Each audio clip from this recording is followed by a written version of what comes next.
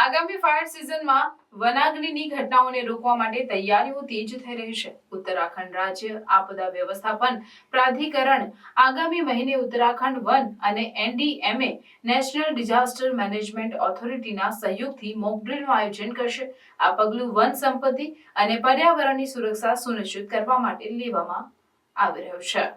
મોકડ્રીલનો મુખ્ય ઉદ્દેશ વનાગ્નિ ઘટનાઓને રોકવા માટે તાત્કાલિક પ્રતિસાદ અને વ્યવસ્થાપન ક્ષમતાઓને મજબૂત બનાવવાનો છે. આ મોકડ્રીલમાં વન વિભાગ, ફાયર વિભાગ, સ્થાનિક પ્રશાસન અને અન્ય સંસ્થાઓ સહભાગી થશે.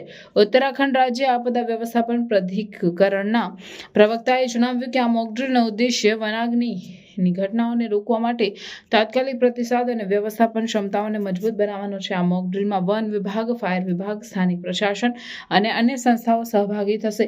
આ મોકડ્રીલ દ્વારા વનાગ્નિ ઘટનાઓને રોકવા માટે તાત્કાલિક પ્રતિસાદ અને વ્યવસ્થાપન ક્ષમતાઓને મજબૂત બનાવવામાં આવશે. આ મોકડ્રીલમાં વન વિભાગ, ફાयर विभाग, स्थानिक प्रशासन और अन्य संस्थाओं सहभागी थशे.